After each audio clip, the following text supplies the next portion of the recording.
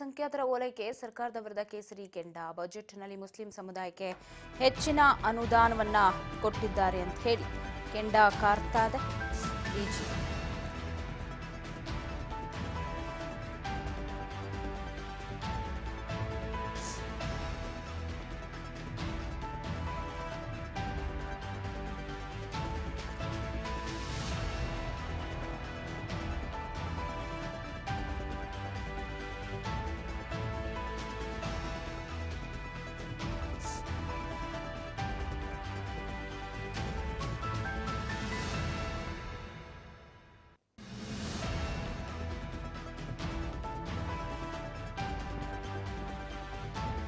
ಅಲ್ಪಸಂಖ್ಯಾತರ ಓಲೈಕೆ ಸರ್ಕಾರದ ವಿರುದ್ಧ ಕೇಸರಿ ಕೆಂಡ. ಹಲಾಲ್ ಬಜೆಟ್ ಅಂತ ಹೇಳಿ ಮೈತ್ರಿ ಪಾಳಿಯ ರೋಷಾವೇಶವನ್ನ ವ್ಯಕ್ತಪಡಿಸಿದೆ. ಬಜೆಟ್ ಅಧಿವೇಶನ ಒಂದು ಕಡೆ ಬಜೆಟ್ ಅಧಿವೇಶನದಲ್ಲಿ ಅಲ್ಪಸಂಖ್ಯಾತರಿಗೆ ಹೆಚ್ಚಿನ ಒತ್ತನ್ನ ಕೊಡಲಾಗಿದೆ, ಓಲೈಕೆ ಮಾಡಿದ್ದಾರೆ ಅಂತ ಸರ್ಕಾರ ಏನು ಕೆಂಡ ಕಾರ್ತಿತ್ತು. ಇದು ಮುಸ್ಲಿಂರ ಸಾವಿರ ಬಜೆಟ್ ಅಂತ ಹೇಳ್ತಾ ಇತ್ತು, ಜನಸಾಮಾನ್ಯರ ಬಜೆಟ್ ಅಲ್ಲ ಅನ್ನುವಂತಹ ಅಸ್ತ್ರವನ್ನ ಹೂಡ್ತಾ ಇತ್ತು. ಸೊ ಇದೆಲ್ಲದಕ್ಕೂ ಕೂಡ ಪ್ರತ್ಯಸ್ತ್ರ ಹೂಡಬೇಕಂತ ಇವತ್ತು 6 ಗಂಟೆಗೆ ಶಾಸಕಾಂಗ ಸಭೆಯನ್ನ ಕರೆದಿದ್ದಾರೆ. ಬಿಜೆಪಿಯ ಮುಸುಕಿನ ಗುದ್ದಾಟವನ್ನೇ ಅಸ್ತ್ರವನ್ನಾಗಿ ಮಾಡ್ಕೊಳ್ಳೋದಕ್ಕೆ ತಂತ್ರವನ್ನ ಹೇಳ್ತಿದ್ದಾರೆ ಕಾಂಗ್ರೆಸ್.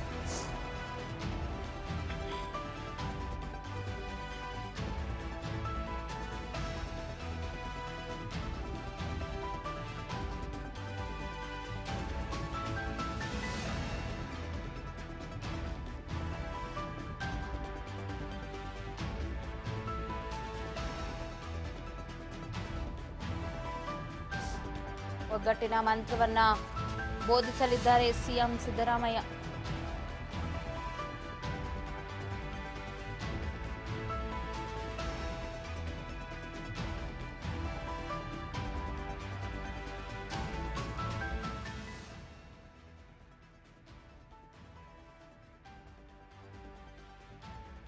ಸೊ ಒಂದು ಕಡೆ ವಿಪಕ್ಷಗಳ ಅಸ್ತ್ರಕ್ಕೆ ಪ್ರತ್ಯಸ್ತ್ರವನ್ನ ಹೂಡೋದಕ್ಕೆ ಮುಂದಾಗಿದೆ ಕಾಂಗ್ರೆಸ್. ಸೊ ಹಾಗಾಗಿ ಇವತ್ತು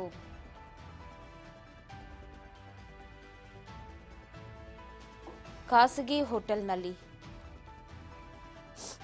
ಶಾಸಕಾಂಗ ಸಭೆಯನ್ನ ಹಮ್ಮಿಕೊಂಡಿದ್ದಾರೆ. ಅದು ಸಿಎಂ ಸಿದ್ದರಾಮಯ್ಯನವರ ನೇತೃತ್ವದಲ್ಲೇ ನಡೆಯುವಂತಹ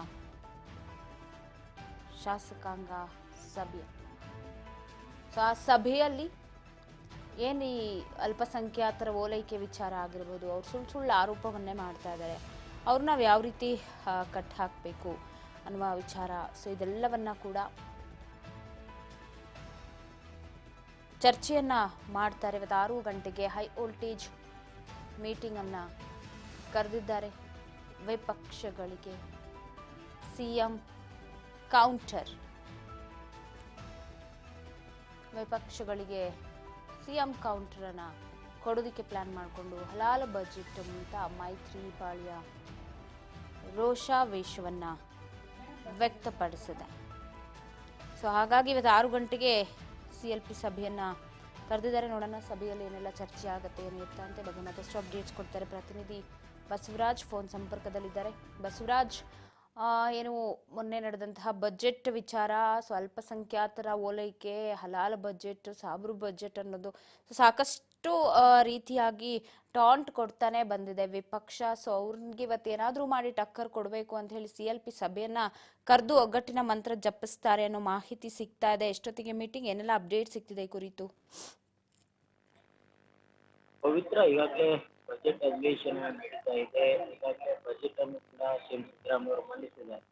ಈ ಅಧಿವೇಶನದಲ್ಲಿ ಪ್ರಮುಖವಾಗಿ ಆಡಳಿತಾರೂಢ ಪಕ್ಷವನ್ನ ಗಟ್ಟಿ ಹಾಕಬೇಕು ಅನ್ನುವಂಥ ನಿಟ್ಟಿನಲ್ಲಿ ಬಿಜೆಪಿ ಮತ್ತು JDS ಎರಡೂ ಮೈತ್ರಿ ಪಕ್ಷಗಳು ಸಾಕಷ್ಟು ರಣತಂತ್ರಗಳನ್ನು ರೂಪಿಸಿದ್ದಾವೆ. ರಾಜ್ಯದಲ್ಲಿ ಕಾನೂನು ಸುವ್ಯವಸ್ಥೆ ಹದಗೆಟ್ಟಿದೆ ಅನ್ನುವಂಥ ನಿಲುವಳಿ ಮಂಡನೆ ಮಾಡುವ ಮುಖಾಂತರ ಚರ್ಚೆಯನ್ನು ಹಲವಾರು ಹುಬ್ಬಳ್ಳಿಯಲ್ಲಿ ಆಗಿರ್ತಕ್ಕಂಥ ಪ್ರಕರಣ ಆಗಿರ್ಬೋದು, ಮೈಸೂರು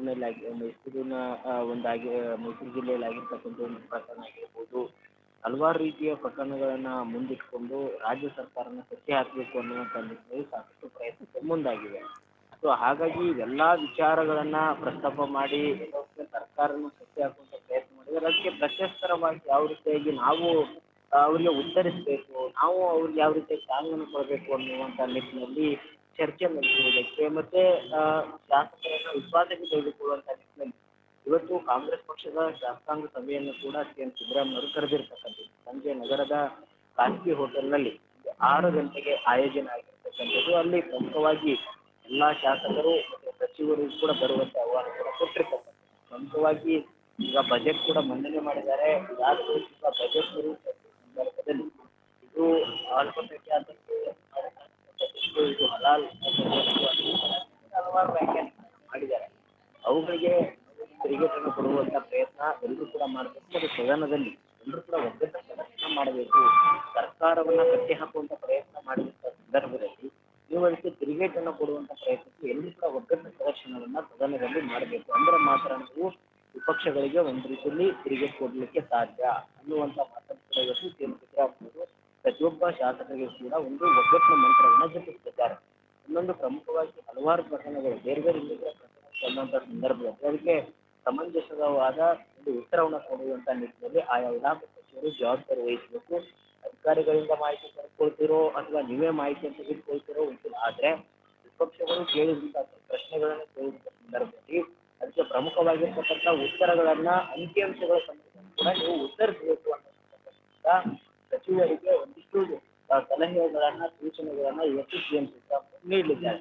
ಹಾಗಾಗಿ ಇವತ್ತು ನಡೆಯುವಂತ ಶಾಸಕಾಂಗ ಪಕ್ಷದ ಸಭೆ ಸಾಕಷ್ಟು ಕುತೂಹಲಕ್ಕೆ ಎಡೆ ಮಾಡಿಕೊಟ್ಟಿದೆ. ಇನ್ನೊಂದು ಕಡೆ ಶಾಸಕರು ಅನುದಾನ ನಮ್ಗೆ ಸಿಗ್ತಾ ಇಲ್ಲ ಕ್ಷೇತ್ರಗಳಿಗೆ ಅನ್ನುವಂಥ ಅಸಮಾಧಾನ ಹೊರ ಹಾಕುವಂತ ಸಂದರ್ಭದಲ್ಲಿ ಈ ಬಜೆಟ್ ನಲ್ಲಿ ಕೂಡ ಅನುದಾನಕ್ಕಾಗಿ ನಾವು ಕೊಡ್ತೇವೆ ಅನ್ನುವಂಥ ವಿಶ್ವಾಸ ತೆಗೆದುಕೊಂಡು ಮತ್ತೆ ಈಗ ರಸ್ತೆ ಅಭಿವೃದ್ಧಿಗಾಗಿರ್ಬೋದು ಮತ್ತೆ ಇನ್ನಿತರ ಮೂಲಭೂತ ಸೌಕರ್ಯಗಳಿಗೆ ಕೂಡ ಹಣವನ್ನು ಮೀಸಲಿಟ್ಟಿದ್ದಾರೆ ಈ ಬಜೆಟ್ ನಲ್ಲಿ.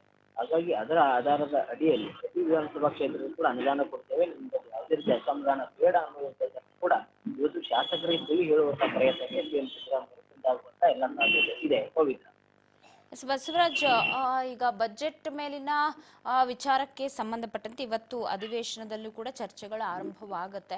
ಸೊ ಇಲ್ಲೂ ಕೂಡ ಮೈತ್ರಿಗಳು ಏನು ಸರ್ಕಾರವನ್ನು ಕಟ್ ಹಾಕಬೇಕು ಅಂತ ಹೇಳಿ ಇಂದು ಸದನದ ಹೊರಗೆ ಪ್ರತಿಭಟನೆಯನ್ನು ಮಾಡಿದ್ರು. ಇವತ್ತು ಸದನದ ಒಳಗೂ ಕೂಡ ಅಬ್ಬರಿಸ್ತಾರೆ. ಸೊ ಇವತ್ತಿನ ಒಂದು ಅಧಿವೇಶನ ಯಾವ ರೀತಿಯಾಗಿ ಇರಬಹುದು ಏನು ಅಂತ? ಪವಿತ್ರ, ಇವತ್ತು 6ನೇ ದಿನಕ್ಕೆ ಬಜೆಟ್ ಅಧಿವೇಶನ ಕಾಲಿದೆ. ಬೆಳಿಗ್ಗೆ ಏನು 10:30ಕ್ಕೆ ಇನ್ನೇನು ಆರಂಭವಾಗುತ್ತೆ. ಈ ಒಂದು ಸದನದಲ್ಲಿ ಪ್ರಮುಖವಾಗಿ ಇವತ್ತು ಮೊದಲಿಗೆ ಪ್ರಶ್ನೋತ್ತರ ಕಲಾಪ ಇರುವಂಥದ್ದು. ಪ್ರಶ್ನೋತ್ತರ ಕಲಾಪದಲ್ಲಿ ಹಲವಾರು ಶಾಸಕರು ತಮ್ಮ ಕ್ಷೇತ್ರಗಳ ಸಂಬಂಧಪಟ್ಟಂತ ಸಮಸ್ಯೆಗಳನ್ನ ಸರ್ಕಾರದ ಮುಂದೆ ಇಡಲಿದ್ದಾರೆ. ಇನ್ನೊಂದು ರೀತಿಯಲ್ಲಿ ಬೇರೆ ಬೇರೆ ಇನ್ನಿತರ ಸಮಸ್ಯೆಗಳ ಸಂಬಂಧಪಟ್ಟ ಅಂದ್ರೆ ರಾಜ್ಯಕ್ಕೂ ಕೂಡ ಸಂಬಂಧಪಟ್ಟಂತ ಕೆಲವೊಂದಿಷ್ಟು ವಿಚಾರಗಳನ್ನ ಪ್ರಶ್ನೆಗಳನ್ನ ಸರ್ಕಾರಕ್ಕೆ ಮುಟ್ಟಿಟ್ಟು ಅವುಗಳಿಗೆ ಉತ್ತರವನ್ನು ಕೂಡ ಪಡಲಿದ್ದಾರೆ. ಇನ್ನೊಂದು ಕಡೆ ಇದಾದ ಬಳಿಕ ಒಂದಿಷ್ಟು ವಿಧೇಯಕಗಳು ಕೂಡ ಪರ್ಯಾಲೋಚಿಸಿ ಅದನ್ನ ಅಂಗೀಕರಿಸುವಂಥದ್ದು ಕೂಡ ಇವತ್ತಿರುವಂಥದ್ದು. ಮೈಕ್ರೋ ಫೈನಾನ್ಸ್ ಬಿಲ್, ಇನ್ನೊಂದು ಮೊನ್ನೆ ತಾನೇ ಗ್ರೇಟರ್ ಬೆಂಗಳೂರು ವಿಧೇಯಕ ಏನಿದೆ ಆ ವಿಧೇಯಕವನ್ನು ಕೂಡ ಇವತ್ತು ಪರ್ಯಾಲೋಚಿಸಿ ಮತ್ತೆ ಅದನ್ನ ಅಂಗೀಕರಿಸುವಂತ ನಿಟ್ಟಿನಲ್ಲಿ ಇರುವಂಥದ್ದು. DCM D K Shivakumar greater Bengaluru ಅಂತಕ್ಕಂಥ ವಿಧೇಯಕವನ್ನ ಮುಂದಿರ್ತಾರೆ. ಇನ್ನೊಂದು ಕಡೆ ಮೈಕ್ರೋ ಫೈನಾನ್ಸ್ ಬಿಲ್ ಅನ್ನ ಸಿದ್ದರಾಮಯ್ಯ ಅವರೇ ಅದನ್ನ ಮಂಡಿಸ್ತಾರೆ. ಅದನ್ನ ಚರ್ಚಿಸಿ ಅದಕ್ಕೆ ಇವತ್ತು ಅನುಮೋದನೆ ಕೊಡುವಂತ ಪ್ರಯತ್ನ ಕೂಡ ಇವತ್ತು ಸದನ ಸಾಕ್ಷಿ ಆಗುವಂಥದ್ದು. ಇನ್ನೊಂದು ಕಡೆ ಬಜೆಟ್ ಸಂಬಂಧಪಟ್ಟಂತ ಅದರ ಮೇಲೆ ಚರ್ಚೆಗೆ ಕೂಡ ಇವತ್ತು ಪ್ರಶ್ನೋತ್ತರ ಕಲಾಪ ಮತ್ತು ವಿಧೇಯಕಗಳ ಸಂಬಂಧಪಟ್ಟ ಕೆಲವಷ್ಟು ಶಾಸಕರ ಸಮಸ್ಯೆಗಳ ಸಂಬಂಧಪಟ್ಟಂತ ವಿಚಾರಕ್ಕೆ ಚರ್ಚೆ ಆಗುವಂಥದ್ದು. ಈ ನಡುವೆ ಆಡಳಿತ ಮತ್ತು ವಿಪಕ್ಷಗಳ ನಡುವೆ ವಾಕ್ಸಮರ ಆಗುವಂತ ಸಾಧ್ಯತೆ ಕೂಡ ಇದೆ. ಪವಿತ್ರ, ಥ್ಯಾಂಕ್ ಯು ಬಸವರಾಜ್ ಮಾಹಿತಿಗಾಗಿ. ಒಟ್ಟಾರೆ ಒಂದು ಕಡೆ ಅಲ್ಪಸಂಖ್ಯಾತರ ಓಲೈಕೆಯ ವಿಚಾರ, ಬಜೆಟ್ ವಿಚಾರವೆಲ್ಲ